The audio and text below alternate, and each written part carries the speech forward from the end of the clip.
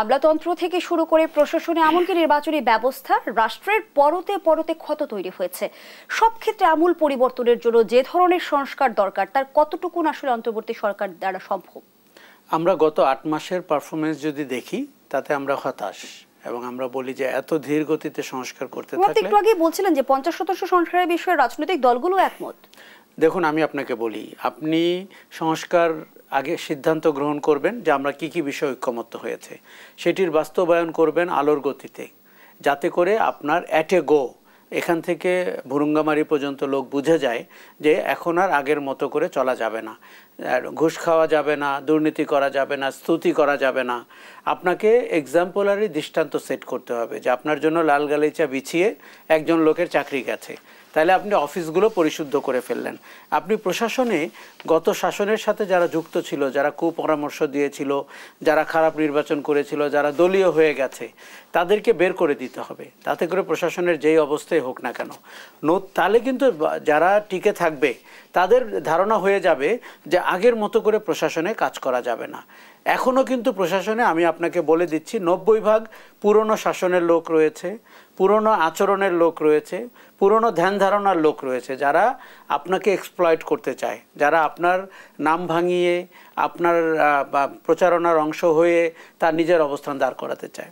পুলিশকে শক্ত হাতে দমন করতে হবে। ইতিহাসে কখনো পুলিশ এত দলীয়, এত গণহত্যাকারী এবং এত জনগণের থেকে দূরে চলে যাওয়া পুলিশের জীবনে কখনো ঘটেনি।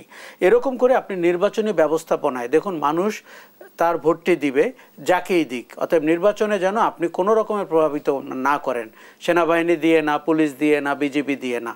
এরকম জায়গায় যখন আপনি যাবেন, এবং আমার কাছে কিন্তু মনে হয় সংস্কারের ব্যাপারে আপনি যদি ঐক্যমত্য হয়, সেক্ষেত্রে সংস্কার বাস্তবায়নের জন্য আপনি ৩ থেকে ৪ মাস সময় লাগবে, তারপরে আপনি নির্বাচন এমনিতে দিতে পারবেন। সেই অর্থে আমি বলি ডিসেম্বরে কিন্তু নির্বাচনটি হওয়া সম্ভব, কিন্তু ওই নির্বাচন মানুষ মেনে নেবে না যদি দেখে যে আপনি প্রফেসর ইউনূস মাঝে মাঝে যেভাবে বলেন বা তার সরকারের অনেক উপদেষ্টারা বলেন যে রাজনৈতিক দল যা চাইবে। এখানে রাজনৈতিক দল কত % জনগণকে রিপ্রেজেন্ট করে? এখানে লায়ন শেয়ার জনগণের হচ্ছে যারা ভোটের দিন ঠিক করে কাকে ভোট দিবে। কাজে আপনি তার কথা কেন শুনবেন না? সে হয়তো সংগঠিত না, সে হয়তো একা, কিন্তু তার একটি বক্তব্য আপনাকে শুনতে হবে। দেখুন, আমাদের সবার জন্য সুবর্ণ সুযোগ তৈরি হয়েছে দেশ পুনর্গঠনের, রাজনীতি পুনর্গঠনের, নির্বাচনী ব্যবস্থাপনা পুনর্গঠনের।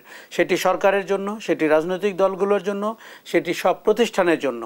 আপনাকে কিছুদিনের জন্য মনে রাখতে হবে যে আপনি বদলে যাওয়া একটি দেশের সঙ্গী।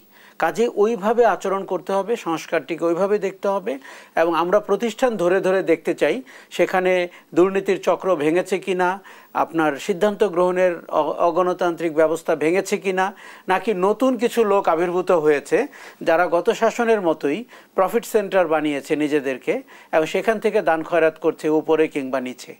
এই ক্যান্সারকে আপনি প্যারাসিটামল দিয়ে রক্ষা করতে পারবেন না। এখানে ক্যান্সার ঘোষণা করতে হবে, তার ট্রিটমেন্ট করতে হবে, আপনার কেমোথেরাপি দিতে হবে, এবং তাতে করে এই রাষ্ট্রের যার যেখানে ক্ষতি হোক, আমাদের একটু অচলাবস্থা হোক, অস্থিতিশীলতা হোক, এটিকে আপনি ভালোর জন্য মেনে নেবেন। সরকারটিকে আমরা এতটা এককাট্টা হয়ে জোরালোভাবে সংস্কারের দিকে যেতে দেখছি না। এখন পর্যন্ত মনে হচ্ছে এটা একটা আপনারা চাইলে সংস্কার হবে, না চাইলে মিড লেভেল হবে, চাইলে উপর লেভেল হবে, এরকম পাঠ্যপুস্তক বা পাঠ্যক্রমের মতো আলোচনা হচ্ছে। কিন্তু আমরা বাংলাদেশ রাষ্ট্রের সবচেয়ে সিরিয়াস ম্যাটার নিয়ে কথা বলছি। এই রাষ্ট্রের ভবিষ্যৎ নির্ভর করবে আমরা সংস্কারের ব্যাপারে কি করলাম, সেটি বাস্তবায়ন হলো কিনা। আপনি একবার ভাবুন তো, এই রাষ্ট্রের যে সম্ভাবনা তৈরি হয়েছে সেটিতে আপনি কম্প্রোমাইজ করতে পারবেন? কিন্তু আমরা অনেককে দেখছি কম্প্রোমাইজ তো কম্প্রোমাইজ, তারা অনেকটা সুবিধাবাদী হচ্ছেন এবং তারা কেউ কেউ চাচ্ছেন যে এই কোনো সংস্কার যেন বাস্তবায়ন না হয়, তারা যেন আগের মতো আবার হেসে খেলে ক্ষমতায় যান এবং দুর্নীতি চক্রে নিজেকে একজন সম্পদশালী মানুষ হিসাবে গড়ে তুলতে পারেন।